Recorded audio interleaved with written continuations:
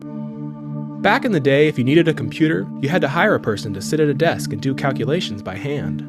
But in the 1930s, a mathematician named Alan Turing had an idea that changed all that. In fact, our modern information-based society, with laptops, smartphones, and the internet, couldn't have come about without Alan Turing's computer. Turing didn't start out to invent a computer.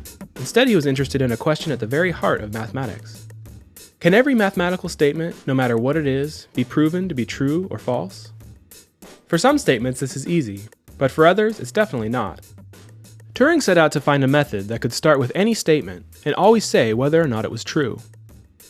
To do this, he had to invent the idea of a programmable computer. Called a universal Turing machine, it would read symbols off of a paper tape and erase and rewrite them according to internal rules that could be programmed beforehand. Turing showed that this simple machine could theoretically perform any calculation that was logically possible.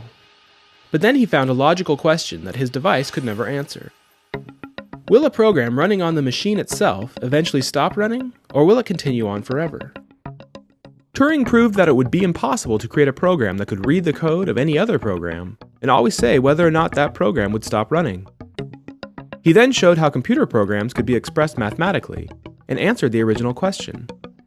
There can be no method that will always tell you whether any given mathematical statement is true or false. This meant that mathematics was not as perfect as many at the time believed. But that's not the end of the story.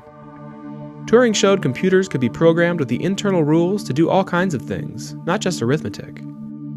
Nowadays, instead of paper tape, we just download an app, and the same device lets us play games, find the best local burger place, or even make a phone call. But the idea is the same. Your computer is a universal Turing machine, just with a screen and way more processing power. But no matter how fast or fancy that computer gets, Turing also proved there will always be some questions it will never be able to answer.